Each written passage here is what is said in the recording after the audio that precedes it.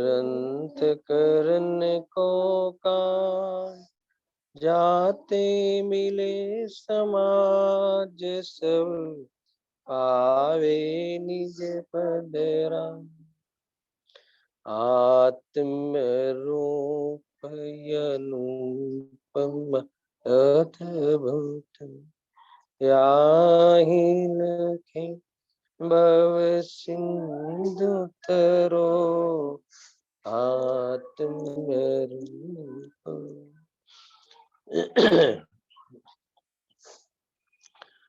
આ શ્રી મોક્ષ માર્ગ પ્રકાશક ગ્રંથ વિરાજમાન છે.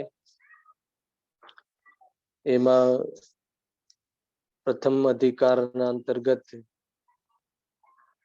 અહીંયા મંગલાચરણના પશ્ચાત પંડિતજીએ અર્યંતાદિકથી પ્રયોજનની સિદ્ધિ ટોપિક લીધેલું છે. જ્યાં મંગલાચરણમાં એ પંચ પરમેષ્ઠીને નમસ્કાર કર્યા કે જેઓ વિતરાગ વિજ્ઞાનતાના કારણે આવી મહાન અવસ્થાને પ્રાપ્ત થયા છે, આવી મહાન મુક્ત દશાને પ્રાપ્ત થયા છે.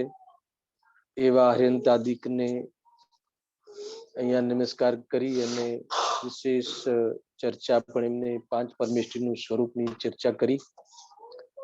તુરંત બાદ એમને અર્યંતાદિકથી પ્રયોજનની સિદ્ધિનો ટોપિક લીધો છે. હવે આપણે અહીંયા જે મંદિરની જે વર્ષગાંઠ મનાવી રહ્યા છીએ એના ઉપલક્ષમાં જ આપણે આ સ્વાધ્યાય કરી રહ્યા છીએ. ગયા વખતે આપણે આ વિષયને 10-15 મિનિટનો ન્યાય મળ્યો હતો. યોગાનુયોગ આજે આપણે ફરીથી આ વિષય માટે આપણને પોણો કલાક અથવા કલાક જે રીતે અનુકૂળતા હશે એ પ્રમાણે આપણે ચર્ચા કરીશું. હવે એમાં ગઈ વખતે આપણે હેડિંગને લઈને થોડીક ચર્ચા કરી હતી. અનુસંધાન અર્થે હું પુનઃ એ ચર્ચાને યાદ કરીને આગળ વધું છું કે જ્યાં એક બાજુ આપણે મંદિરની વર્ષગાંઠ મનાવી રહ્યા છીએ, 41 વર્ષ પહેલા મંદિરનું નિર્માણ થયું, એનો પાયો ન થયો, અને આપણે અહીંયા જે અર્યંતાદિકથી પ્રયોજનની સિદ્ધિ હેડિંગમાં મેં બે વાત પૂછી હતી, બે પોઈન્ટ મૂક્યા હતા કે જે આપણું પ્રયોજન તો અહીંયા સુખી થવાનું છે, દુઃખ મટાડવાનું છે, તો એ પ્રયોજનની સિદ્ધિ અર્યંતાદિથી કેમ? તો એમાં બે પ્રશ્ન એ રીતે મૂક્યા હતા, બે જિજ્ઞાસા કહો એ રીતે મૂકી હતી કે જો બીજાથી પ્રયોજનની સિદ્ધિ થતી હોય તો અર્યંતાદિક જ કેમ? એક તો એ પ્રશ્ન મૂક્યો હતો. અને જ્યારે સ્વયં અર્યંત ભગવાનની વાણીમાં આવે છે કે એટમ ઇઝ અ ઇન્ડિપેન્ડન્ટ, પરમાણુ પરમાણુ સ્વતંત્ર છે, એક પદાર્થ બીજા દ્રવ્યનું કંઈ કરી શકતું નથી, તો પછી અર્યંતાદિકથી પ્રયોજનની સિદ્ધિ કેમ? એમનાથી સિદ્ધિ કેવી રીતે? પ્રશ્ન એ હતો. તો એમાં મેં તમને ખાસ જેના ઉપલક્ષમાં આપણે આ પ્રસંગ મનાવી રહ્યા છીએ, એક બાજુ તમે એમ કહો છો દષ્ટમ જિનેશ્વર દષ્ટમ જીન ભવનમ ભવતાપહારી, જિનેન્દ્ર ભગવાનનું જે આ જિનાલય છે એના દ્વારા ભવતાપનો ભાવ થાય છે, એક બાજુ એમ કહો છો. ખ્યાલ આવે કે નહીં?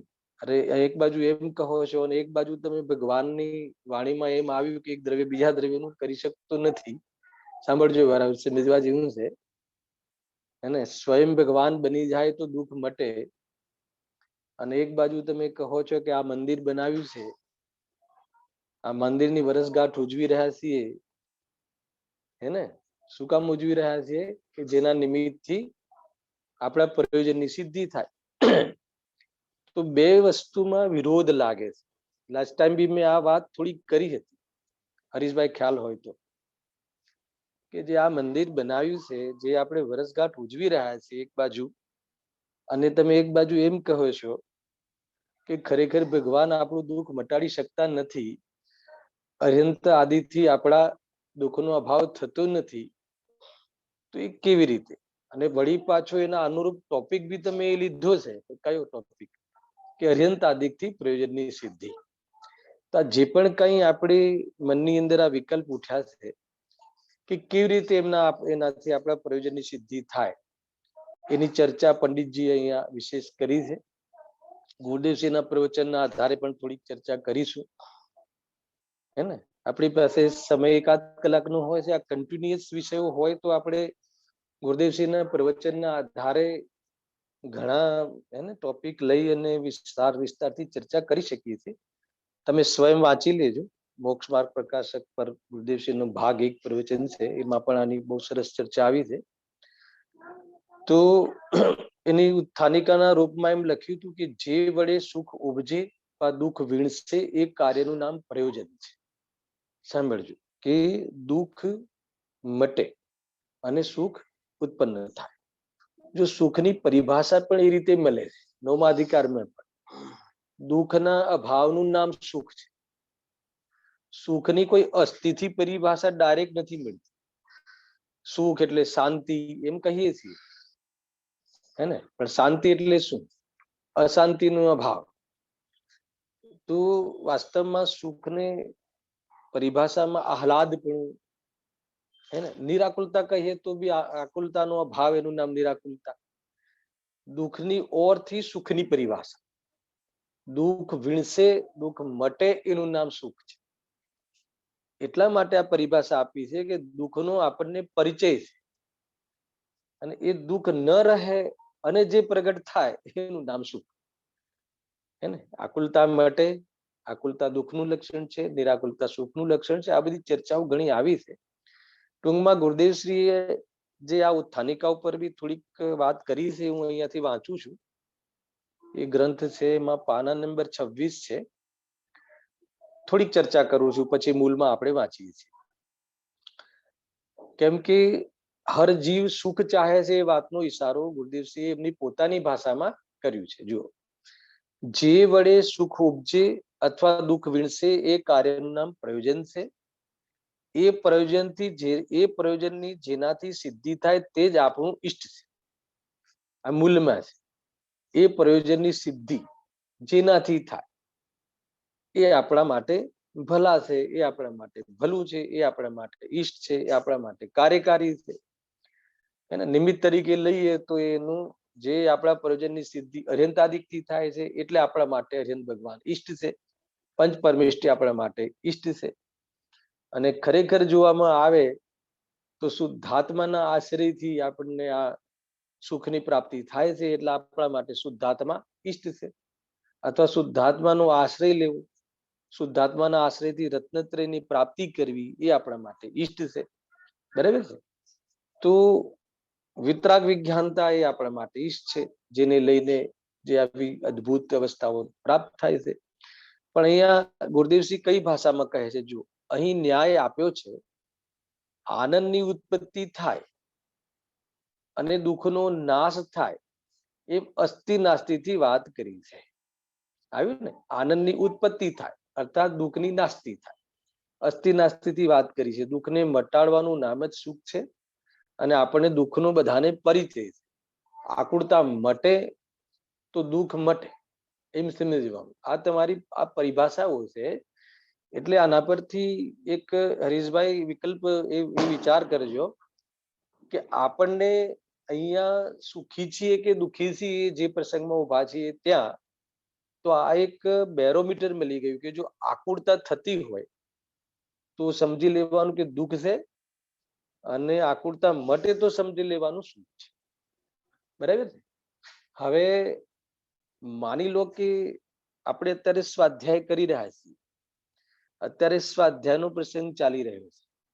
આપણે સ્વાધ્યાયના પ્રસંગમાં ઉભા છીએ. હવે તમે આને એપ્લાય કરો કે અત્યારે તમને આકુળતા મટી કે આકુળતા છે, સાંભળવાની આકુળતા છે, પંડિતજી શું કહે છે એને એ સાંભળવાની આકુળતા છે, એનો અર્થ સમજણ પડે કે ન પડે એની આકુળતા છે, સમજણ પડે તો હવે કેવી રીતે અનુભૂતિ કરવી એની આકુળતા છે, તો મને બતાવો કે આકુરતા તો વિદ્યમાન છે. ખ્યાલ આવે કે નહીં? તો એનો અર્થ એ થઈ ગયો કે જે આપણે અત્યારે જે કાર્ય કરી રહ્યા છીએ એ કાર્ય આકુરતા મટવાનું કારણ નથી. હે ને? એ ખ્યાલ આવે? આ બધી આપણને એક પરિભાષાઓ મળે છે. ગુરુદેવસિંહના પ્રવચનના માધ્યમથી કહ્યું ને કે ભાઈ જો આનંદની ઉત્પત્તિ થાય અને દુઃખનો નાશ થાય એ અસ્થિ નાસ્તિથી વાત કરી છે. ખેર, મૂળ પ્રયોજન તો એ છે કે આપણે દુઃખ મટવું જોઈએ. જે પણ કોઈ આપણે કાર્ય કરીએ છીએ, જે પણ કોઈ આપણે ઉપાય કરી રહ્યા છીએ, જે પણ કોઈ એ વાસ્તવમાં સુખી થવા માટે કરી રહ્યા છીએ એમ અહીંયા ગુરુદેવસિંહ કહે છે. શું આધાર છે એનો? જો લખ્યું છે આગળ, લોકો સુખના માટે વલખા મારે છે. આપણી દેશની ભાષા પ્રફુલ્લભાઈ શું કહ્યું? લોકો સુખના માટે વલખા મારે છે, એટલે સુખના માટે પ્રયાસ કરી રહ્યા છે. બરાબર છે? એમ માટે સુખનું થવું અને દુઃખનો નાશ થવું તે પ્રયોજન છે. એટલે તમે કયા આધારે કહો છો કે જીવને સુખનું પ્રયોજન છે, દુઃખ મટાડવાનું પ્રયોજન છે? કેમ કે દુનિયામાં જે પણ કોઈ જીવ છે, એક ઇન્દ્રિયથી લઈને સંગી પંચેન્દ્રિય જીવ સુધી તમામ જીવો એ બધા સુખ માટે વલખા મારે છે, સુખ માટે ફરી રહ્યા છે, સુખ માટે જ આ બધી દોડધામ કરી રહ્યા છે, સુખ માટે જ વેપાર કરી રહ્યા છે, સુખ માટે જ વ્યવહાર કરી રહ્યા છે. ખ્યાલ આવ્યો કે નહીં? સુખ માટે જ વાસ્તવમાં ભોજન કરી રહ્યા છે, સુખ માટે જ ભૂખ્યા રહે છે, સુખ માટે જ ઊંઘે છે, સુખ માટે જ જાગે છે, સુખ માટે જ બેસે છે, સુખ માટે જ કરે છે. એટલે એમ ખ્યાલ આવે છે કે સુખ જ એક જીવનું પ્રયોજન છે અને દુઃખ અથવા દુઃખ મટાડવું એ જ જીવનું એક પ્રયોજન છે. ગુરુદેવને આ કથનથી આટલા બધા ભાવ નીકળે છે. બરાબર છે? હવે થોડોક ઇશારો કરે છે કે સુખ તો આત્માથી થાય છે. આવી ગયું ને? સુખ તો આત્માથી થાય છે અને તમે એ પ્રયોજનની સિદ્ધિ અર્હંતાદીથી કહો છો. તે કેવી રીતે? પ્રશ્ન ખ્યાલમાં આવ્યો? સુખ તો આત્માથી થાય છે. કેમ આત્માથી થાય છે? કે સુખ તો જેમાં હોય એમાંથી આવે ને. જેમાં સુખ છે જ નહીં એમાંથી સુખ કેવી રીતે આવે? યદ્યપિ અર્યંત આદિમાં સુખ છે, પણ મારું સુખ એમાં નથી, મારું જ્ઞાન એમાં નથી. તો મારું જ્ઞાન ને મારું સુખ મારામાં છે તો મારામાંથી આવે કે પરમાંથી આવે? ખ્યાલ આવ્યો? જડમાંથી તો આવે નહીં, અન્ય પર પદાર્થમાંથી તો આવે નહીં, પણ અન્ય જીવમાં પણ જે સુખી જીવો છે એમાંથી પણ મારું સુખ આવે નહીં. એ મને સુખનું દાન આપી શકે નહીં, મને સુખ કરાવી શકે નહીં, મારું દુઃખ મટાડી શકે નહીં. ખ્યાલ આવે કે નહીં? તો સુખ શાનાથી થાય છે? સ્વયંથી થાય છે. સ્વયંના અજ્ઞાન મટાડવાથી થાય છે. વેદ જ્ઞાનના બલથી સત્ય જાણીને આત્માનુભૂતિથી થાય છે. બહુ મોટી વાત છે ભાઈ. દેખો, એટલે એટલી બધી વાત છે ગુરુદેવસિંહના આટલા કથનમાં સુખ આત્માથી થાય છે. એટલે આપણે જ્યાં જ્યાં સુખ માટે એને ઉપાય માન્યો છે, જ્યાં જ્યાંથી સુખ આવે છે એમ માન્યું છે, બધા પર ચોકડી લાગી. સુખ વ્યંજનમાંથી આવતું નથી, સુખ ધનમાંથી આવતું નથી, સુખ ભોગમાંથી આવતું નથી, સુખ આત્માથી આવે છે. હે ને? એટલે જ્યાં જ્યાંથી માન્યું છે ત્યાંથી આવતું નથી નક્કી થાય છે. એની વાત છે. એટલે અહીંયા કહે છે સુખ તો આત્માથી જ થાય છે, પરમાંથી આવતું જ નથી. એ પહેલા સ્થાપના કરી, પછી પણ કહ્યું પણ નિમિત્ત રૂપે અરહંત આદિ છે, તેથી વ્યવહારે તે ઇષ્ટ કયા છે. આ શું કહ્યું? હે ને? દેખો, વ્યવહારથી પંચ પરમિષ્ટિ શરણ છે અને નિશ્ચયથી શુદ્ધાત્મા શરણ છે. આ કહ્યું ને કે ભાઈ દુનિયાની અંદર કોઈ મંગલ હોય, કોઈ ઉત્તમ હોય, કોઈ શરણ હોય બહારમાં, હે ને, મને છોડીને અગર બહારમાં, તો એકમાત્ર પંચ પરમિષ્ટિ છે. અને ખરેખર અંતરંગમાં એટલે મારા માટે આશ્રયભૂત કોઈ મંગલ હોય, આશ્રયભૂત કોઈ ઉત્તમ હોય, આશ્રયભૂત કોઈ શરણ હોય, તો એકમાત્ર મારો શુદ્ધાત્મા છે, મારો સ્વભાવ છે, મારું સ્વરૂપ છે. એને અપનાવવું જોઈએ, એને અજમાવવું જોઈએ, એની પ્રતીતિ કરવું જોઈએ, અનુભવમાં આવી રહ્યું છે એવો ખ્યાલમાં આવવું જોઈએ, એનો આવિર્ભાવ થવો જોઈએ. તો આ જીવને દુઃખ માટેનો જે સુખ માટેનો જે બાહ્યમાં ભ્રમ છે એ ભ્રમ મટી જાય, સુખ દુઃખ નો ભ્રમ છે ને બાહ્યથી, એ બધું મટી જાય અને જે નિરાકુરતાને પ્રાપ્ત થાય છે. મૂળ વાત ગુરુદેવસિંહને અહીંયા એમ કહી કે પણ સુખ તો આત્માથી થાય છે, પણ નિમિત્ત રૂપે અર્હતાદિ છે, તેથી વ્યવહારે તેને ઈષ્ટ કહ્યા છે. નિશ્ચયથી તો આત્મા પોતે ઈષ્ટ છે.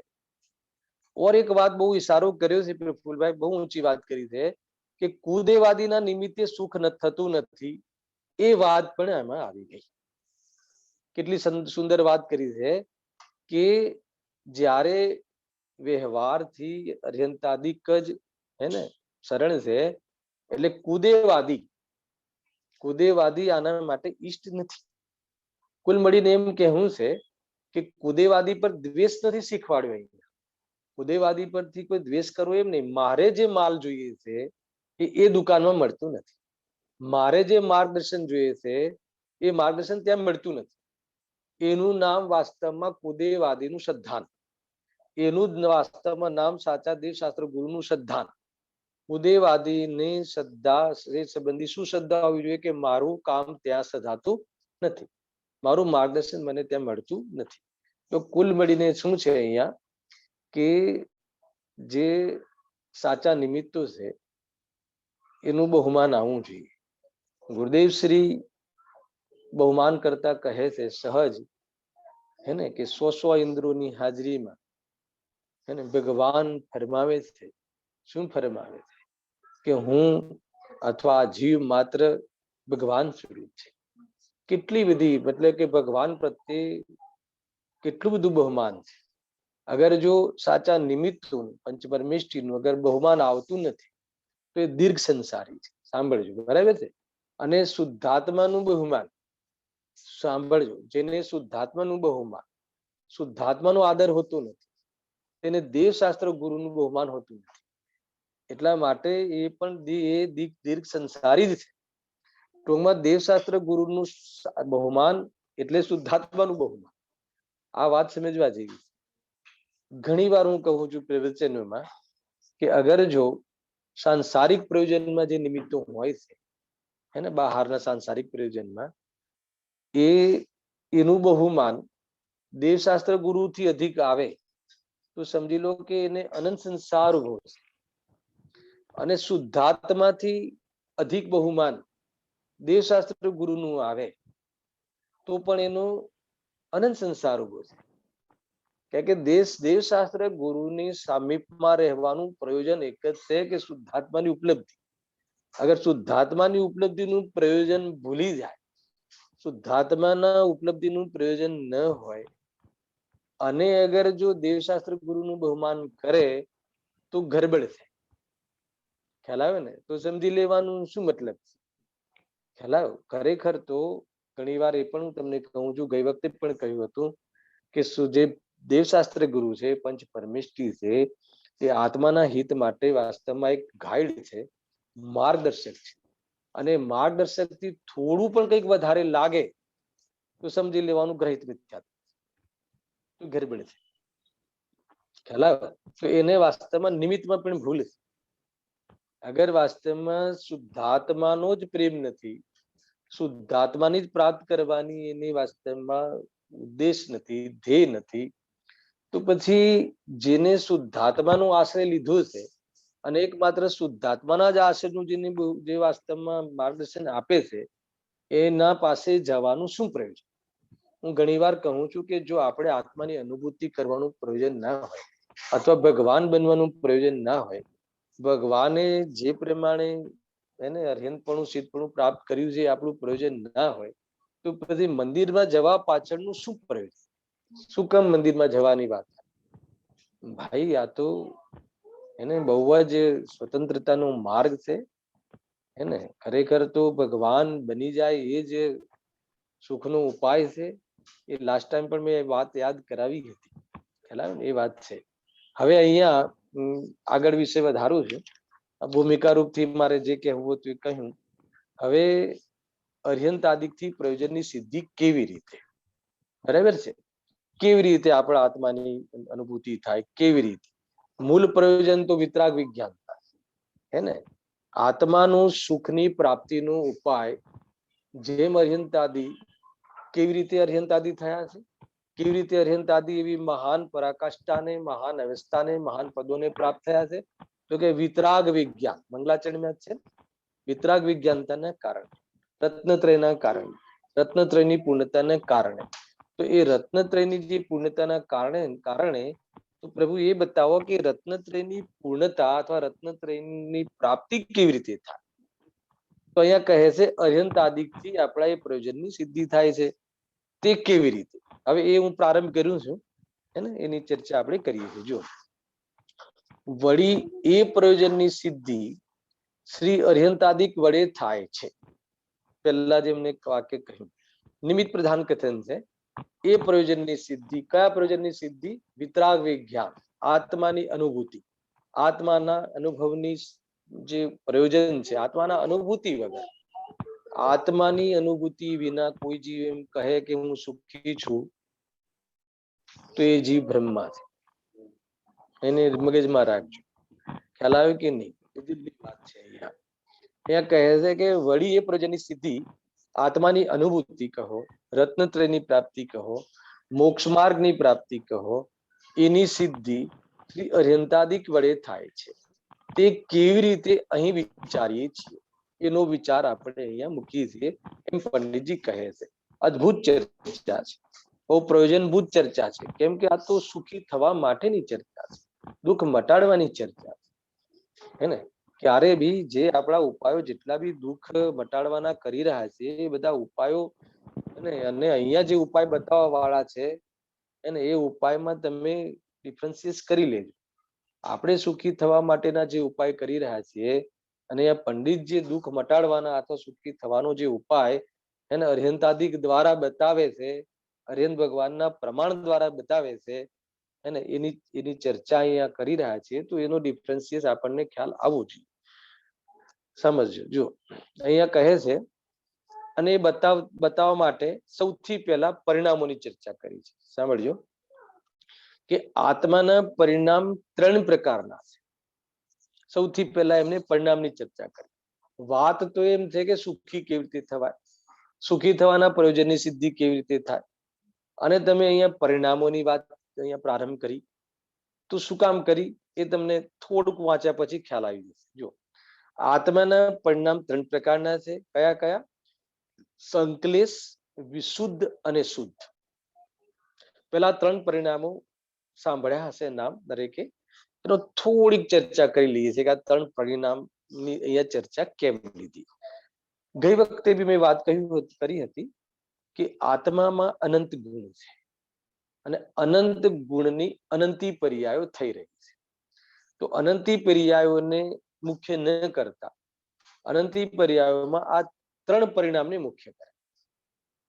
કેમ કે જીવના બંધ મોક્ષ સાથે, જીવના સુખ દુઃખ સાથે આ 3 પરિણામને સંબંધ છે. બરાબર છે? હવે આ 3 પરિણામ છે, કોના પરિણામ છે, કયા ગુણના પરિણામ છે? થોડીક ચર્ચા એ અપેક્ષિત છે. ગુરુદેવસિંહને યાદ કરી છે આ વાતને. એનો થોડો આધાર લઈને હું તમને એનું કોટેશન પણ આપીશ. અહીંયા કહે છે સંકલેશ, વિશુદ્ધ અને શુદ્ધ.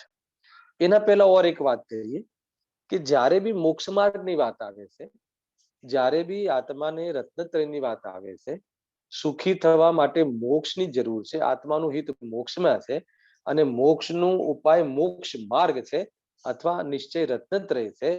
તો એ જ્યારે બી ચર્ચા આવે છે ત્યારે અનંત ગુણોમાંથી 3 ગુણોને યાદ કર્યા છે. બરાબર છે? રત્નત્રય એટલે સમ્યક જ્ઞાન, સમ્યક દર્શન અને સમ્યક ચારિત્ર. બરાબર? સમ્યક દર્શન, સમ્યક જ્ઞાન, સમ્યક ચારિત્ર. અનંત ગુણો હોવા છતાં આ 3 ગુણોને જ યાદ કેમ કરે? તો ત્યાં પણ એ જ વાત કરી કે જીવના સુખ સાથે, મોક્ષ સાથે આ 3 ગુણોનો સંબંધ છે. બીજા ગુણોની કોઈ ચર્ચા નથી. તો એમાં પણ જ્ઞાન, દર્શન અને ચારિત્ર, અથવા જ્ઞાન, શ્રદ્ધા અને ચારિત્ર. બરાબર છે? તો જ્ઞાન, શ્રદ્ધા અને ચારિત્રમાં પણ જ્ઞાન તો વાસ્તવમાં બહિરંગ કારણ છે, જ્ઞાન તો સાધન છે, અને શ્રદ્ધા અને ચારિત્ર સાધ્ય છે. સમજો, થોડી ચર્ચા હું કરી રહ્યો છું. તો અહીંયા જે પરિણામોની ચર્ચા કરી છે સંકલેશ, પછી વિશુદ્ધ અને શુદ્ધ, એ ત્રણ પરિણામની ચર્ચા કરી છે. એ શ્રદ્ધા અને ચારિત્રને લઈને સમજો. અહીંયા જ્ઞાનને ગૌણ કર્યું છે એમ નથી કેવું. જ્ઞાન સાધન છે, જ્ઞાન સાધ્ય નથી, જ્ઞાન પ્રયોજન નથી, સુખ પ્રયોજન છે. અને સુખ નો સંબંધ શ્રદ્ધા અને ચારિત્ર સાથે. તમને ખ્યાલ આવવો જોઈએ, બરાબર છે. જો એનું થોડું ટેકનિકલ વાત પ્રફુલભાઈ સમજાવું છું કે અનંત ચતુષ્ટય ખ્યાલ છે ને? અનંત ચતુષ્ટય, અનંત દર્શન, પછી અનંત જ્ઞાન, અનંત સુખ અને અનંત વીર્ય, બરાબર છે. થોડુંક ટેકનિકલ બી સમજવું, બધું જ ભાવવાહી નહીં, થોડુંક હે ને ટર્મિનોલોજી સમજજો કે ત્યાં અનંત જે દર્શન છે, અનંત જ્ઞાન છે, અનંત સુખ છે અને અનંત વીર્ય છે. તો મને એ બતાવો, દર્શન અહીં આવ્યું છે, જે અનંત દર્શન છે, તો એ અનંત દર્શનની ઉત્પત્તિ કયા કર્મના અભાવમાં થાય છે? દર્શનાવર્ણીય કર્મના અભાવમાં. બોલો. અનંત દર્શન. અને અનંત જ્ઞાન કયા કર્મના અભાવમાં થાય છે? જ્ઞાનાવર્ણીય કર્મ, બરાબર છે. હવે અનંત વીર્ય, અંતરાય કર્મ. અને અનંત સુખ, મોહનીય કર્મના અભાવ. હવે મોહનીય કર્મના કયા બે ભેદ છે? દર્શન મોહનીય અને ચારિત્ર મોહનીય. હવે દર્શન મોહનીય કયા ગુણના ઘાતમાં નિમિત્ત બને છે હરીશભાઈ? શ્રદ્ધા ગુણ. અને ચારિત્ર મોહનીય ચારિત્ર. તો દર્શન, શ્રદ્ધા ગુણ ને ચારિત્ર ગુણ, એના જે ઘાતમાં નિમિત્ત બનવા વાળા કર્મ કયા છે? મોહનીયના બે ભેદ, દર્શન મોહનીય અને ચારિત્ર મોહનીય. તો એ બે કર્મના અભાવમાં શ્રદ્ધા ગુણ ને ચારિત્ર ગુણની પ્રગટતા થાય છે, નિમિત્ત પ્રદાન કરતા છે, હે ને? તો એ બે ગુણની જયારે પરિપૂર્ણ પ્રગટતા થાય છે, તો એમાં અનંત સુખની પ્રાપ્તિ થાય છે. ખ્યાલ આવ્યો? એટલે અનંત સુખનો સંબંધ કોના સાથે છે? સુખનો સંબંધ દર્શન અને શ્રદ્ધા અને ચારિત્ર સાથે છે. ખ્યાલમાં આવ્યું પ્રફુલભાઈ ટેકનિકલી? બરાબર બરાબર. હું જે કહી રહ્યો છું એ સમજમાં આવે છે? એટલે અહીંયા ગુરુદેવશ્રીએ પણ લીધું છે કે અહીંયા જે સંકલેશ, વિશુદ્ધ અને શુદ્ધ જે ત્રણ પરિણામ છે, એ ત્રણ પરિણામ શ્રદ્ધા અને ચારિત્રની ઓરથી છે. જો હું બતાવું તમને, વાંચીને બતાવું, મારી પાસે બુક છે એ લખ્યું. આત્માના પરિણામ ત્રણ પ્રકારના છે, એટલે કે પર્યાય ત્રણ પ્રકારની હોય છે. અહીં દર્શન અને ચારિત્ર ગુણની પર્યાયની અપેક્ષા એ વાત છે. બીજા ગુણની બીજી પર્યાયો થાય એની અહીં વાત નથી. સંકલેશ, વિશુદ્ધ અને શુદ્ધ એ ત્રણ પ્રકારના પરિણામ છે. અને પછી એમાં આગળનો વિષય એમને અંદર જોડ્યો છે, બરાબર છે. તો હવે કહે છે કે આ જે અહીંયા સંકલેશ, વિશુદ્ધ અને શુદ્ધ પરિણામની જે ચર્ચા છે, એ ત્રણ પરિણામ કહ્યા છે. એ ત્રણ પરિણામ શ્રદ્ધા અને ચારિત્ર ગુણના આધારે કહ્યા છે, એના આધારે આ ભેદ કર્યા છે. તો કેમ આ જ લીધા? કેમ કે આને સુખ દુઃખ સાથે સંબંધ છે, બંધ મોક્ષ સાથે સંબંધ છે. એટલે બંધ મોક્ષ સાથે કોનો સંબંધ થયો? શ્રદ્ધા અને ચારિત્ર સાથે. અને કોની સાથે ન થયો? એ સિવાય કોઈ ગુણ સાથે ના થયો. તો પછી જ્ઞાનનું ક્યાં રહ્યું? જ્ઞાન ક્યાં ગયું? પ્રશ્ન એ થાય છે. તો અહીંયા કહે છે કે જ્ઞાન જે છે એ જ્ઞાનના કારણે નથી બંધ કે નથી મોક્ષ. ખરેખર જ્ઞાન તો બંધ મોક્ષને જાણે છે. ખ્યાલ આવે ને? જ્ઞાન સાધન છે, જ્ઞાન સાધ્ય નથી. ફરીથી કહું, એની હું સિદ્ધિ કરીશ. પ્રફુલભાઈ, વિષય થોડો થાય તો ભલે થોડો થાય, પણ જેટલો થાય એટલો સટીક થવો જોઈએ, હે ને? કેમ કે તમે મને કહ્યું હતું કે આ 1 કલાક ફરીથી લેજો તો વિષય આગળ વધે. પણ બસ હવે ચલાવ્યા પછી એમ લાગે છે કે કદાચ અહીંયા બી વિષય આગળ વધે આટલામાં છે.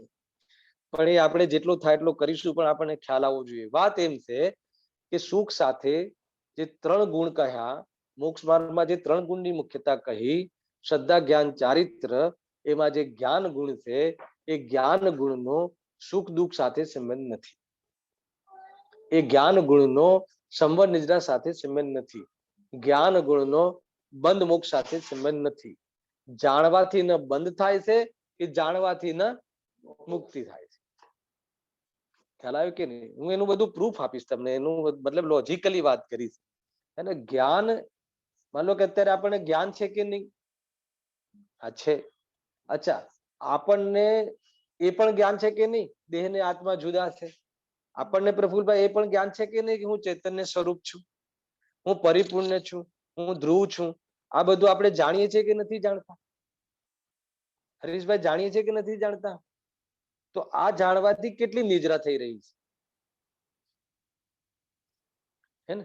આપણને બધાને ખબર છે ને દેહ ને આત્મા ભિન્ન છે, અને હું અવિનાશી અજર અમર તત્વ છું, હું ત્રણેય કાળે શુદ્ધ છું, દેહનો મારામાં ત્રણેય કાળે અભાવ છે, રાગનો મારામાં ત્રણેય કાળે અભાવ છે, રાગને આત્મા અડતો એ નથી, દેહ અને આત્માને કોઈ જ સંબંધ નથી, ન આધાર આધે ન કરતા કર્મ, હે ને, ન સ્વસ્વામી, કોઈ પણ સંબંધ નથી દેહ અને આત્માને. બરાબર છે?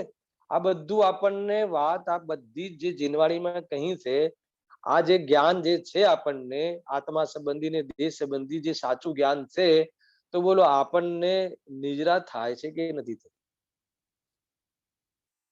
આપણને એમાં ખ્યાલ આવ્યો કે નહીં? હું જે કહેવા માંગુ છું, દેખો, દેહને જાણવાથી ન બંધ થાય છે, અને દેહને આત્માથી ભિન્ન જાણીએ છીએ ન એનાથી એને મુક્તિ થાય.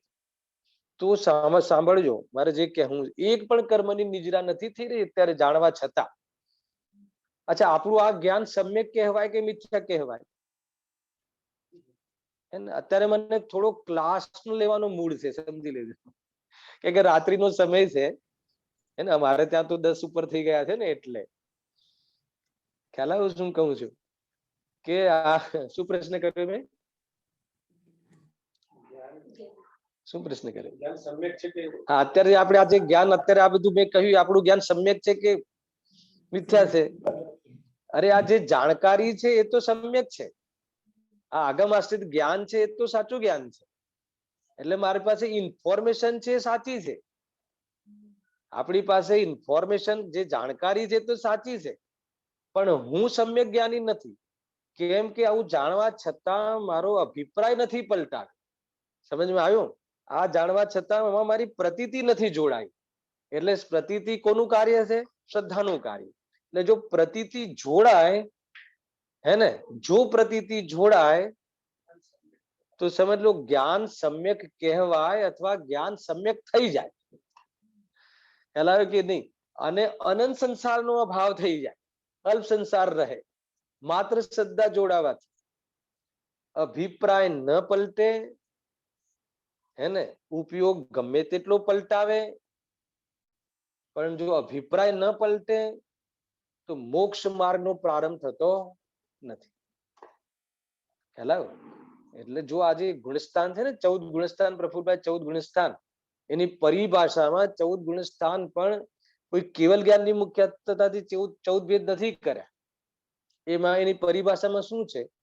મોહ અને યોગના નિમિત્તથી, હે ને, જીવના શ્રદ્ધા અને ચારિત્ર ગુણની થતી તારતમ્યતા રૂપ અવસ્થાઓને કઈ અશુદ્ધ, શુદ્ધ, અશુદ્ધ, મિશ્ર અને શુદ્ધ, એના આધાર ઉપર જે ભેદ પડે છે એને ગુણસ્થાન કહે છે. કેવલ જ્ઞાન 13મા ગુણસ્થાનમાં છે, એની ચર્ચા છે ખરું કેવલ જ્ઞાન, પણ કેવલ જ્ઞાનને લઈને ચર્ચા ગુણસ્થાનમાં નથી, હે ને? ત્રણ પ્રકારે કહી ને, અશુદ્ધ અવસ્થા, શુદ્ધ અશુદ્ધ અવસ્થા અને શુદ્ધ અવસ્થા. તો આ જે 3 પ્રકાર પડ્યા અવસ્થાઓના, એ કોને લઈને છે? શ્રદ્ધા અને ચારિત્રને લઈને છે, જ્ઞાનને લઈને નથી. ભાઈ, સુખ પહેલા પૂરું થઈ જાય છે અને જ્ઞાન પછી પૂર્ણ થાય છે. શું કહ્યું? સુખની પૂર્ણતા હરીશભાઈ કયા ગુણસ્થાનમાં થાય છે? પૂરી સુખની પૂર્ણતા કયા ગુણસ્થાનમાં થાય છે? 12મા ગુણસ્થાન. અને જ્ઞાનની પૂર્ણતા 13મા થાય છે. તો ખ્યાલ આવે કે એટલા માટે કહે છે કે ભાઈ, ખરેખર તો જો જ્ઞાનની કોઈ આમાં ગરિમા ઓછી થઈ જાય છે એમ નથી. અહીંયા જ્ઞાનની તો વાસ્તવમાં સાધન રૂપે છે. જ્ઞાનને હવે સાધન રૂપે કેવી રીતે છે એટલી ચર્ચા હમણાં થોડી વારમાં હું કરું છું. બહુ તમને મજા આવશે. જ્ઞાન કેવી રીતે સાધન છે. ખ્યાલ આવ્યો?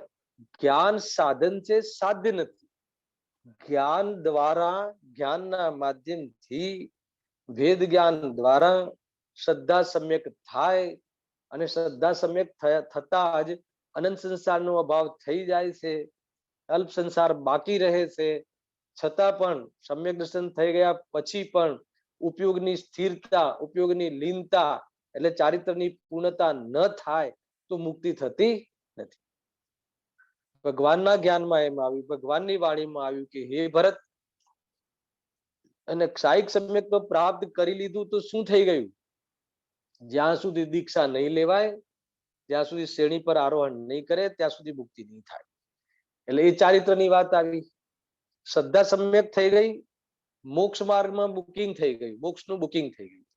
પરંતુ ચારિત્રની પૂર્ણતા, વિકાસ અને પૂર્ણતા ન થાય તો માત્ર સમ્યક દર્શન થઈ જવા છતાં પણ શું કહ્યું કે મુક્તિને પ્રાપ્ત થતો નથી. કુલ મળીને મારે આ પૂરા વિષયમાં અત્યારે જેટલું ચાલુ એ વિષયમાં એ કહેવું છે કે શ્રદ્ધા અને ચારિત્ર એ મુખ્ય છે. એની સાધ્ય, એની સિદ્ધિ કરવી છે. શ્રદ્ધાને સમ્યક કરવી છે, ચારિત્રને સમ્યક કરીને એનો વિકાસ અને પૂર્ણતા કરવું છે.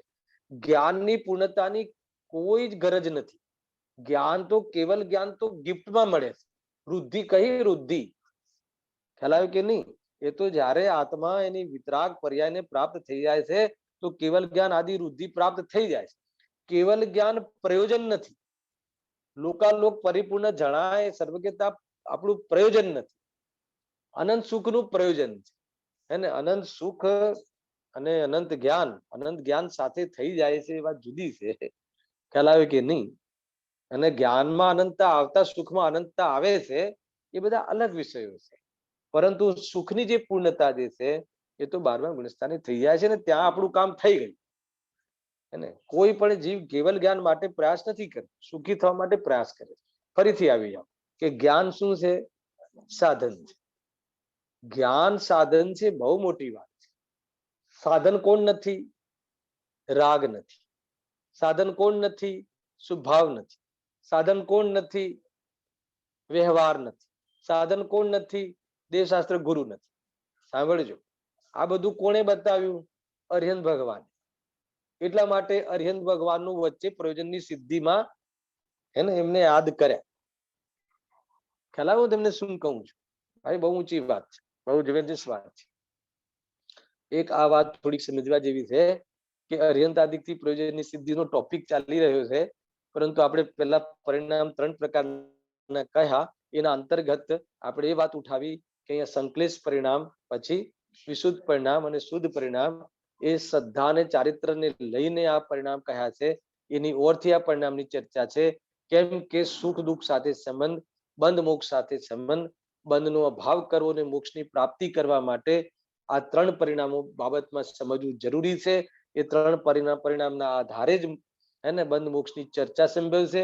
બંધ મોક્ષની વાસ્તવમાં એની ઓરથી જ આપણને સાચું જ્ઞાન સંભળશે. ખ્યાલ આવ્યો કે નહીં? તો જ્ઞાન શું છે? સાધન છે. આપણે એ લીધું. હવે જ્ઞાન સાધન છે, આ સાધ્ય છે. તો આપણે એમ કહ્યું કે સાધન જ્ઞાન છે, હે ને? સાધન જ્ઞાન સાધન એમ કહ્યું. તો હવે કેવી રીતે સાધન છે? થોડીક ચર્ચા આપણે 5-1 મિનિટ કરી, પછી થોડોક મારે વિષય આગળ ચલાવવો છે. એક પેરેગ્રાફ કમસે કમ ચલાવવું છે, હે ને? આપણે 45 મિનિટ કહ્યું હતું, પણ કદાચ 60 મિનિટ થઈ જશે તો વાંધો નથી ને, હે હરીશભાઈ? આપણે 1 કલાક એટલે 60 મિનિટ જ. હા, વાંધો નહીં. કારણ કે આપણે જે વિષયની અત્યારે શરૂઆત જ થઈ રહી છે. તો મને બતાવો કે જ્ઞાન સાધન કેવી રીતે, બરાબર છે? તો આપણે શ્રદ્ધા શું કરવી છે? આપણે અત્યારે શ્રદ્ધા શું છે? આપણી શ્રદ્ધા, આપણે ગલતફહેમી શું છે? આપણી મિથ્યા શ્રદ્ધા શું ચાલી રહી છે? આપણું મિથ્યા અધ્યવસાન શું છે? તો કે દેહને હું આત્મા માનું છું, અથવા દેહને હું છું એમ માનું છું. આત્મા એટલે હું, આ દેહ છે તે જ હું છું. આ 5 ઇન્દ્રિયના સમૂહરૂપ જે વસ્તુ છે તે જ હું છું, એમ આપણે ગલતફહેમી કરીએ છીએ, બરાબર? હવે દેહ તું નથી, દેહ તો ભિન્ન ચીજ છે, એનું જ્ઞાન અને એ સંબંધી જે ભેદ જ્ઞાન, અને એ સંબંધી વાસ્તવમાં સાચી સમજણ ક્યાંથી મળશે? જ્ઞાન દ્વારા મળશે. એ વાત સમજો, જ્યાંથી હું લઈ લઉં છું કે વાસ્તવમાં જ્ઞાનના પેટમાં શ્રદ્ધાનો વિષય હોય છે. શ્રદ્ધાને જ્ઞાન વિષય આપે છે. ખ્યાલ આવ્યો? શું કરે છે એને? શ્રદ્ધાને જ્ઞાન વિષય આપે છે. અને જ્યારે શ્રદ્ધાને જ્ઞાન સાચો વિષય આપે અને જ્ઞાનમાં વાસ્તવમાં સાચા વિષય, જ્ઞાન સ્વયં જ્ઞાનને સાચો વિષય આપે, ત્યારે શ્રદ્ધા ત્યાંથી હલે છે, ત્યાંથી શ્રદ્ધા ઘડે છે, ત્યાંથી શ્રદ્ધા છૂટી પડે છે, ત્યાંથી મોહ ઢીલો પડે છે. એ વાસ્તવમાં સાચું સ્વાધ્યાય થયું, એ વાસ્તવમાં વિશુદ્ધ પરિણામ થયું, એ વાસ્તવમાં ગર્ભિત શુદ્ધતા. ખ્યાલ આવ્યો હું જ્યાંથી આ વાત કરવા માંગુ છું? એટલે ખરેખર આપણે શું કરવાનું છે? શ્રદ્ધાને હલાવવાની છે. પણ શ્રદ્ધાને હલાવવા બી જ્ઞાનને, આપણે પોતાના જ્ઞાનને સાચો વિષય આપવાનો છે. એટલે જ્ઞાન સાધન કેવી રીતે છે? જ્ઞાનને બે રીતે સાધન આપણે કરીએ. એક તો જ્ઞાન સ્વયં ભેદ જ્ઞાન કરે છે, જ્ઞાન આગમના માધ્યમથી ભેદ જ્ઞાન કરવાની ક્ષમતા રાખે છે. અને સૌથી શુભ સમાચાર તો એ છે કે મિથ્યાત્વ હોવા છતાં જ્ઞાનમાં એક ક્ષમતા છે, જ્ઞાનમાં એક ક્વોલિટી છે કે સત્ય વિચારી શકે છે, સત્ય સોચી શકે છે. આપણને આત્મામાં, આપણને આપણા મોક્ષ માર્ગમાં પ્રવેશ કરવા માટેની આ સૌથી મોટી આપણા માટે આધાર છે, સૌથી મોટી ટીપ્સ છે. અત્યારે આપણને મિથ્યાત્વ ચાલી રહ્યું છે કે નહીં? શ્રદ્ધામાં ભૂલ ચાલી રહી છે કે નહીં? શ્રદ્ધામાં ભૂલ ચાલી રહી હોવા છતાં જ્ઞાનમાં એક ક્વોલિટી છે કે નહીં? શુદ્ધ જ્ઞાનમાં એક ક્વોલિટી છે કે નહીં? સાચો વિચાર કરી શકે, આગમના માધ્યમથી સત્ય વિચાર કરી શકે, યુક્તિના માધ્યમથી સત્યની સિદ્ધિ કરી શકે. ખ્યાલ આવ્યો કે નહીં? ઉદાહરણ અને યુક્તિના માધ્યમથી, અભ્યાસુ ભેદ જ્ઞાનના માધ્યમથી સાચો નિર્ણય કરી શકે. ચાલી રહ્યું છે શું? મિથ્યાત્વ. શ્રદ્ધામાં શું ચાલી રહ્યું છે? ભૂલ. ચારિત્ર્યમાં શું ચાલી રહ્યું છે? આચરણમાં ભૂલ. આ ભૂલ હોવા છતાં જ્ઞાન સાધન એટલા માટે છે, આપણી પાસે જે જ્ઞાન છે, ખ્યાલ આવે? એટલા માટે પહેલા દિવસે પ્રફુલ્લભાઈ મેં બે વાત કહી હતી કે આત્મદર્શન માટે, સુખી થવા માટે બે વસ્તુની જરૂર છે, પંચેન્દ્રિયપણું અને બીજું 5 લબ્ધિરૂપ પરિણામ. આ બે યોગ્યતાઓ જેની પાસે છે એ મુક્તિ માટે દાવેદાર છે. ખ્યાલ કે નહીં? મુક્તિ માટે, મોક્ષ માટે ગરીબ હોવું કે અમીર હોવું, એને બહારમાં શેઠ હોવું કે હોવું જરૂરી નથી. શું હોવું જરૂરી છે? સંગચેન્દ્રિય હોવું જરૂરી, વિશુદ્ધિ અથવા તો 5 એ પ્રકારના પરિણામ હોવા જરૂરી. ખ્યાલ આવ્યો? તો વાસ્તવમાં ઉત્તર પર્યાયમાં તત્સમયની યોગ્યતામાં એ આત્માનો પુરુષાર્થ પ્રાપ્ત કરી શકે. એટલો ખ્યાલમાં આવ્યો? તો આપણી પાસે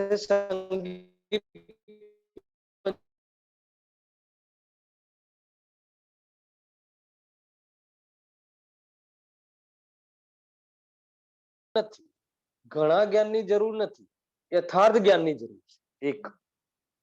બીજું કેટલું હોવું જરૂરી છે? તો એના માટે હું ઘણીવાર ઉદાહરણ આપું છું કે માની લો કે આપણે, સાંભળજો, કે કોઈ મંદિરમાં ગયા, ફંક્શનમાં ગયા અને 200 માણસ છીએ આપણે મંદિરમાં, અને 200 જોડી ચપ્પલ છે. તો એમાં આપણા ચપ્પલ કયા છે અને બીજાના કયા છે, એટલી સેન્સ ખુલ્લી હોય તો એ કુંદકુંદ દેવ જેવું સુખ પ્રાપ્ત કરવા માટે એ જ્ઞાન સમર્થ છે. એટલા માટે બધી ચિંતાથી નિર્ભર થઈ ગયા ને. અમને કર્ણના યોગમાં ખબર નથી પડતી, અમને ગણિત નથી આવડતું, અમને નય ચક્રમાં બુદ્ધિ નથી ચાલતી, અમારામાં એટલામાં ચાંચ ડૂબતી નથી. અરે તને એટલી તો ખબર પડે છે ને, આ બિલ્ડિંગમાં આવે, એપાર્ટમેન્ટમાં આવે તો આપણા બંગલામાં ઘૂસી શકે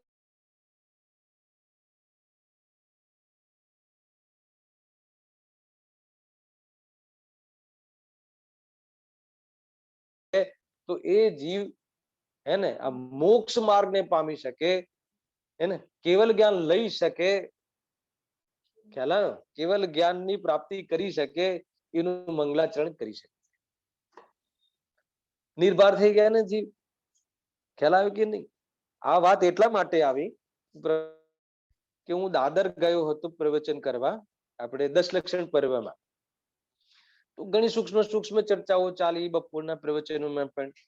પછી એક બહુ 80 વર્ષના કોઈ દાદા હતા, કોઈ મોટી ઉંમરના ભાઈ, મને પછી કહે કે ભાઈ આટલા બધા જે ખુલાસા થઈ રહ્યા છે, તો આટલી બધી ખબર અમને પડતી નથી, તો અમારે આત્માનું હિત થઈ શકે કે ના થઈ શકે. ત્યારે મેં એમને આ ઉદાહરણ આપ્યું હતું કે તમે હવે ઉઠીને બહાર જશો તો તમને તમે કયા ચપ્પલ પહેરીને આવ્યા છો, બીજા તમારા નથી, એટલી એટલી તમારું સેન્સ ખુલ્લી છે, એટલું ઉગાડ જીવંત છે. તો જો એટલું જીવંત છે તો તમે એને ભગવાન બની શકો, એને એવી યોગ્યતા તમારા જ્ઞાન. બરાબર છે? એટલે એ ચિંતા મટી ગઈ. હું એટલું નક્કી કરી શકું છું કે મારું શું છે ને પરાયું શું છે. આ જે બધા ઢોર છે ને, જે પશુ છે, ગાય છે, ભેંસ છે, એ તમને ખ્યાલ હશે કે એ સંગી પંચેન્દ્ર જીવ છે, એને સમ્યક દર્શનના અધિકારી છે. તો આપણે ગામમાં તો આપણે એને છોડી દઈએ છીએ ચરવા માટે, હે ને? જયારે પાછા આવે છે તો આપણે લેવા બી નથી જતા, તો એ આપણા જ ઘરની આગળ આવીને કેમ ઉભું રહી જાય? અને જે આપણે ત્યાં ખૂટા હોય તો જે ખૂટા પર બંધાતું હોય ત્યાં જ આવીને કેમ ઉભું રહી? અગર જો એને એટલી ખબર પડે છે તો સમજી લો કે ભાવ ભાષણ સ્વ અને પરનું, મારું અને પરાયું, અને એ ભાવ ભાષણ કરવાની એના જ્ઞાનમાં ક્ષમતા છે, એનો વિવેક કરવાની એની જ્ઞાનમાં ક્ષમતા છે. ખેર, મારે તો એ બતાવવું છે કે જ્ઞાન સાધન છે. શું કહ્યું? જ્ઞાન સાધન છે. તો આ રીતે આપણી પાસે જે સંઘી પંચેન્દ્રિયપણું, જે આપણી પાસે હિત અહિતનો વિચાર કરી શકે એવું જે શુદ્ધ જ્ઞાન, મતિપૂર્વક જે શુદ્ધ જ્ઞાન છે, અને એ શુદ્ધ જ્ઞાનમાં વાસ્તવમાં જ્યાં દેહ અને આત્મા પાણીની જેમ મળેલા હોય એવી રીતે આપણને ઉપલબ્ધ છે, તો ત્યાં એ જ્ઞાન ચૈતન્ય લક્ષણ દ્વારા, જ્ઞાન લક્ષણ દ્વારા ખ્યાલ આવે ને, બંનેની ભિન્નતા, હે ને, સ્વ અને પરની ભિન્નતા આપણને શ્રદ્ધાને બતાવે છે. બરાબર છે? હવે એ તો બતાવે છે. પ્રવચન સારમાં કહ્યું કે આ જ્ઞાન પરદ્રવ્યથી ભિન્ન રહેતું, સ્વયં પરથી ભિન્ન રહેતું, સ્વયંને પ્રકાશતું ઉત્પન્ન થાય છે. ખ્યાલ આવ્યો? તો આ રીતે જયારે સ્વપર પ્રકાશક જ્ઞાન છે, એને પરથી ભિન્ન રહેતું અથવા તો સ્વને પ્રકાશતું, પરથી ભિન્ન રહેતું આ જ્ઞાન નિરંતર કોનું? સર્વનું. બરાબર છે? તો એ ચૈતન્ય લક્ષણ દ્વારા, હજી ઘણી બધી બાબતો છે આમાં, કેવી રીતે સાધન બને. આપણો એક ટોપિક ચાલી રહ્યો છે કે જ્ઞાન સાધન કેવી રીતે. સૌથી પહેલા જે ભૂલ કરી રહ્યા છીએ, દેહને આપણું માની રહ્યા છીએ, સાંભળજો, તો એ દેહને જયારે આપણું માની રહ્યા છીએ તો એનાથી ભિન્ન જ્ઞાન કરાવવામાં સાધનભૂત કોઈ હોય તો એકમાત્ર ઉપયોગ છે. ઉપયોગની સ્વચ્છતામાં દેહ આદિ ઝલકે તો છે, પરંતુ એ રૂપે દેહ થતો, આત્મા રૂપે દેહ થતો નથી, અને વાસ્તવમાં આત્મા એ રૂપે થતો નથી, અને દેહ આત્મા રૂપે થતો નથી. એની આપણને વાસ્તવમાં ત્યાં ભેદ જ્ઞાન થાય છે, એને યુક્તિથી સિદ્ધિ થાય છે. સાંભળજો, એટલું જ નહીં કે ખાલી જાણકારી મળે છે, જાણકારી પછી યુક્તિથી સિદ્ધિ થાય છે, યુક્તિથી સિદ્ધિ થયા પછી આપણને એ તરફનું વલણ બને છે.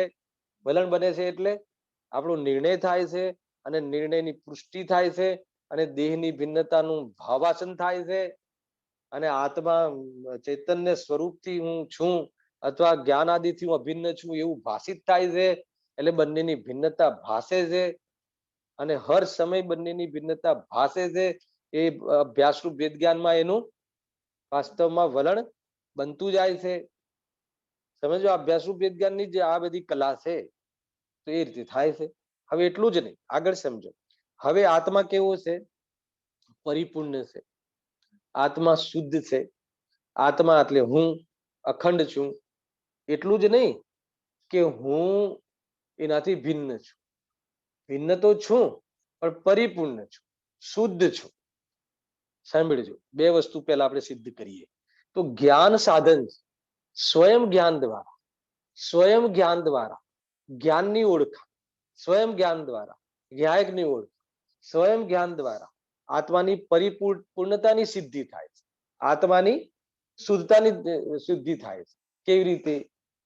છઠ્ઠી ગાથા, હે ને, આત્મા પરને જાણે છે એટલે એને જ્ઞાયકપણું પ્રસિદ્ધ છે.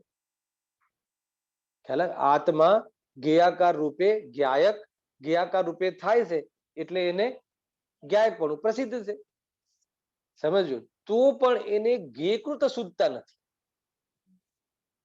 જબરજસ્ત વાત છે. પ્રફુલભાઈ પકડાય છે વાત?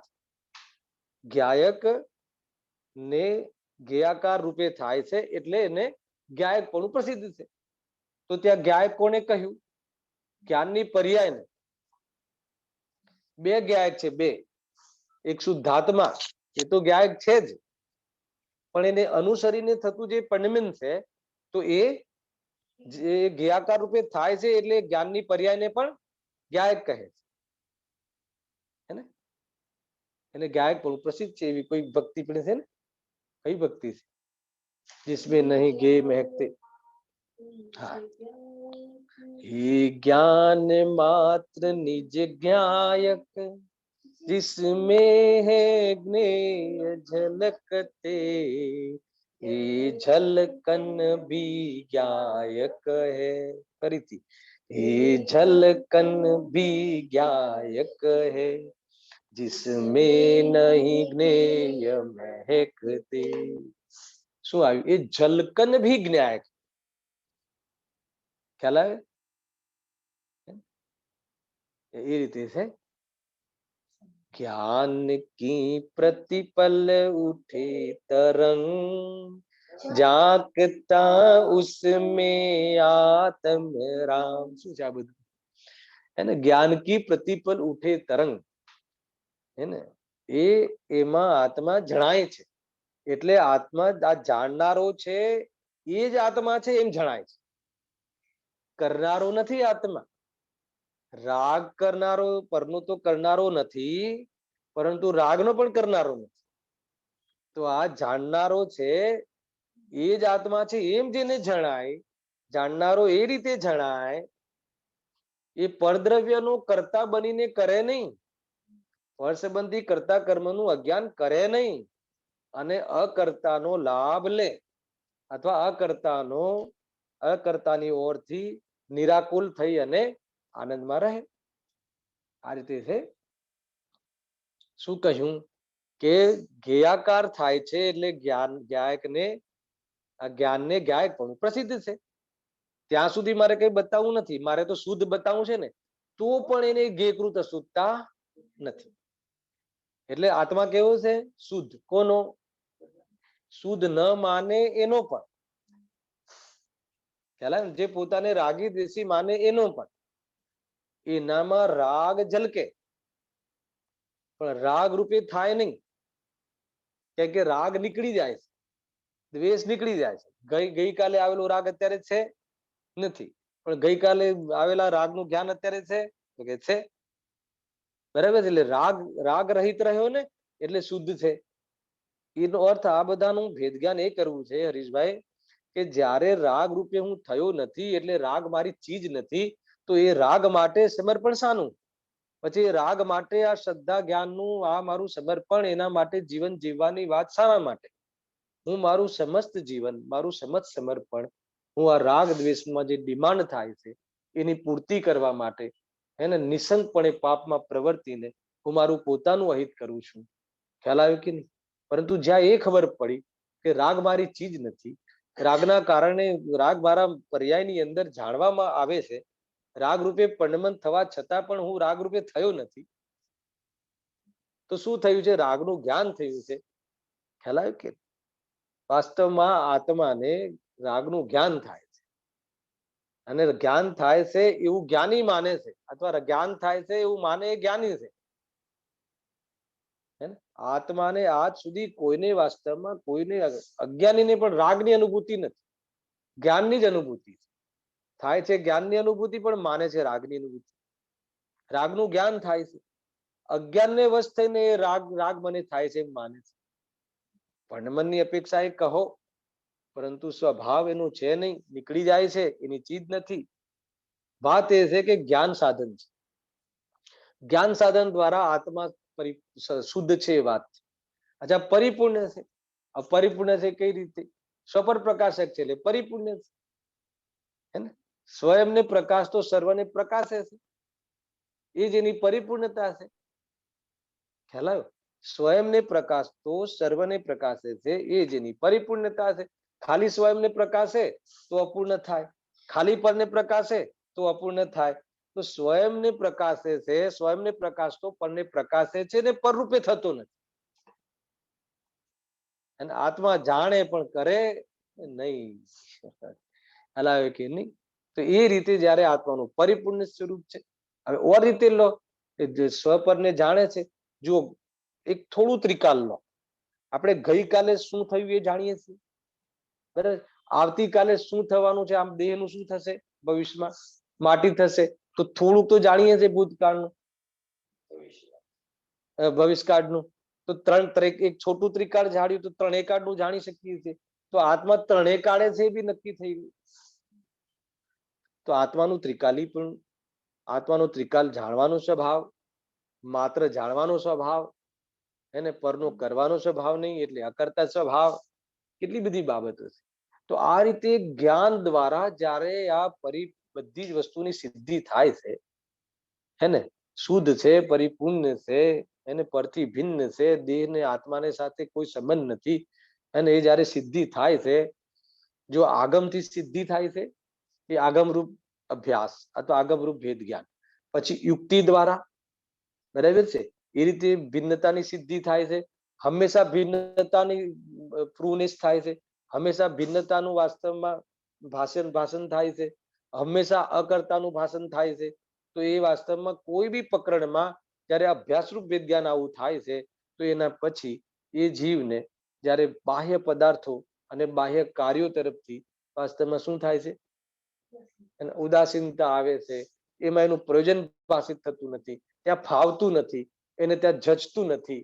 તો એ જીવ પોતાની સાથે રહેવા માટે શું કરે છે, સામાયિકમાં બેસે છે. લાસ્ટ ટાઈમ આ વાત કરી હતી, પહેલા આગળના પ્રયોજન સામાયિકમાં બેસે છે, એટલે એને સવારે 5 વાગે સામાયિકનો કાલ કહે છે ને, તો સામાયિકમાં બેસે છે એનો અર્થ કે એ પોતાની સાથે રહેવાનો ઉપાય કરે છે.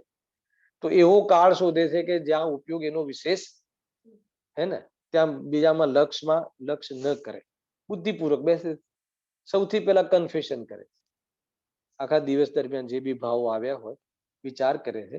અને જ્યારે એ ભાવ આવ્યા છે, એ ભાવો બધા કેવા છે, દુઃખદાયક છે, કસાય રૂપ છે, એનું યથાર્થ જ્ઞાન કરે છે, ક્ષણિક છે, ચૈતન્યથી ભિન્ન છે, બોલીને નહીં એને ભાષિત થાય છે. તો જાણે એમ લાગે છે કે કરવા લાયક નથી, એમ માને છે, એટલે એને કર્યા જ ના હોય એમ, કરવા લાયક નથી એટલે ક્ષમ્ય છે. અને એના આ ભાવરૂપ જયારે પોતાના છે નહીં, એને જયારે એમ ભાષિત થાય છે, તો એના ભાવમાં સ્વભાવની યાદ આવે છે, સ્વભાવનું ભાષણ થાય છે. તો એ રીતે સ્વભાવનો પક્ષ આવે છે, સ્વભાવનો પક્ષ બનતો જાય છે.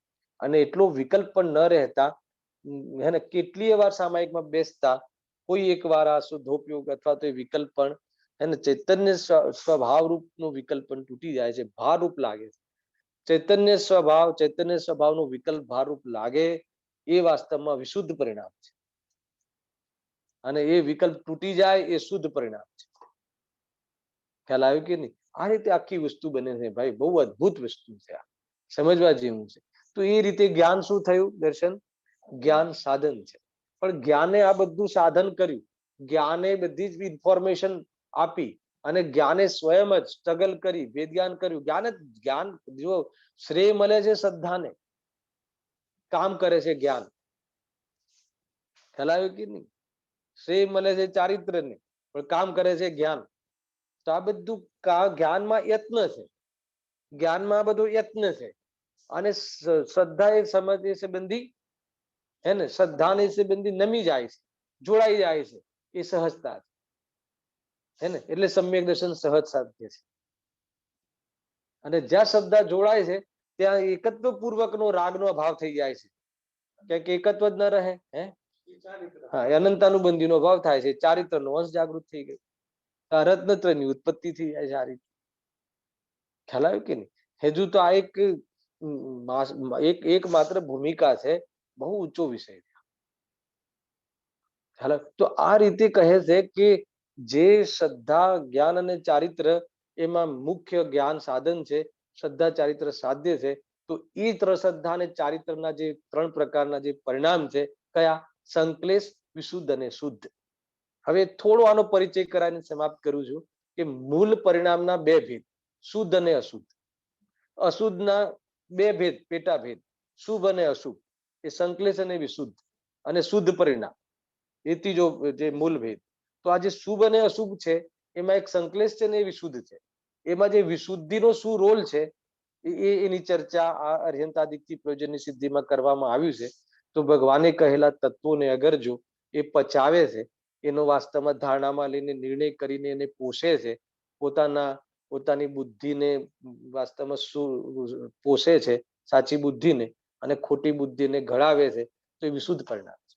અને એના અંતર્ગત વાસ્તવમાં એ વિકલ્પ બી છોડી અને નિર્વિકલ્પ થાય છે, એ શુદ્ધ પરિણામ છે.